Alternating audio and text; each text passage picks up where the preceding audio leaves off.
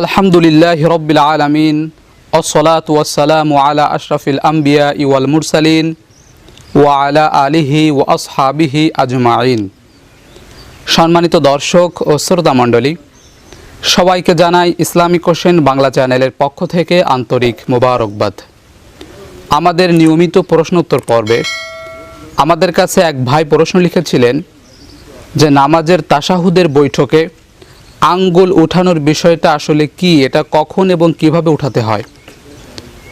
তো সেই ভাইয়ের প্রশ্ন উত্তরে নামাজের তাশাহুদে আঙ্গুল উঠানোর বিষয়টা সংক্ষিপ্তভাবে হাদিস থেকে আলোচনা করার চেষ্টা করব। ওমা তৌফিক ইল্লা বিল্লাহ। নামাজের তাশাহুদে আঙ্গুল ইশারা করার বিষয়টা একাধিক সহিহ হাদিসের মধ্যে বর্ণিত হয়েছে। একটা রেফারেন্স আপনাদের সামনে আমি তুলে ধরছি, তা হলো সহিহ মুসলিমের 1187 নম্বর হাদিস।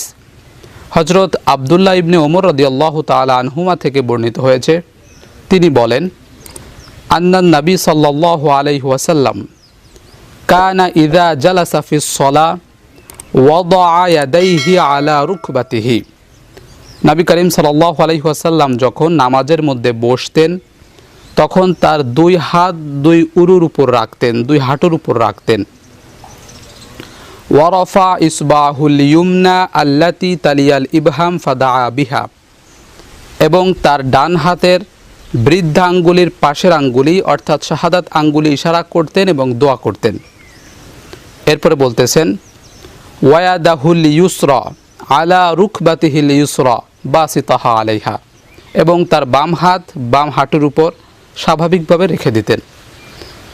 হাদিসের মধ্যে এই কথাগুলো একাধিক সনদের মধ্যে বর্ণিত হয়েছে।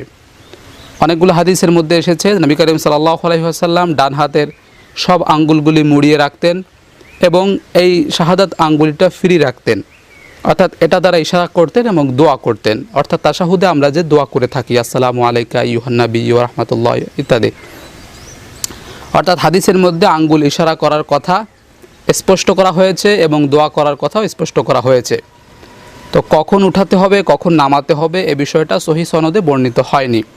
আঙ্গুল ইশারা করতে হবে এটাই বর্ণিত হয়েছে। অতএব এ নিয়ে মতপার্থক্য সৃষ্টি না করে আমাদের উচিত তাশাহুদে আঙ্গুলগুলি মুড়িয়ে এই শাহাদাত আঙ্গুলিটা ফ্রি রাখা এবং এটা দ্বারা ইশারা করে দোয়া করা। যেহেতু নবী সাল্লাল্লাহু আলাইহি ওয়াসাল্লাম করেছেন, আমাদের এটা করা উচিত, এটা সুন্নাত। অতএব আমরা যারা এ নিয়ে বেশি বিতর্ক করে থাকি তাদের উদ্দেশ্যে একটা কথা বলবো যে নবী করিম সাল্লাল্লাহু আলাইহি ওয়াসাল্লাম তাশাহুদে আঙ্গুল উঠাতেন এবং দোয়া করতেন, এটা একাধিক হাদিসে বর্ণিত। অতএব কোনো এক সময় উঠিয়ে নামিয়ে ফেলতে হবে বা কিভাবে উঠাতে হবে এ বিষয়টা যেহেতু স্পষ্ট নয়, তাই আমাদের উচিত হবে না এ নিয়ে বিতর্ক সৃষ্টি করা। আমাদের উচিত হবে আমাদের এই শাহাদাত আঙ্গুলিটা ফ্রি রাখা এবং ইশারা করে করে দোয়া করতে থাকা। আল্লাহ রাব্বুল আলামিন আমাদের সবাইকে সঠিক বুঝ দান করুন আর এ মোতাবেক আমল করার তৌফিক দান করুন।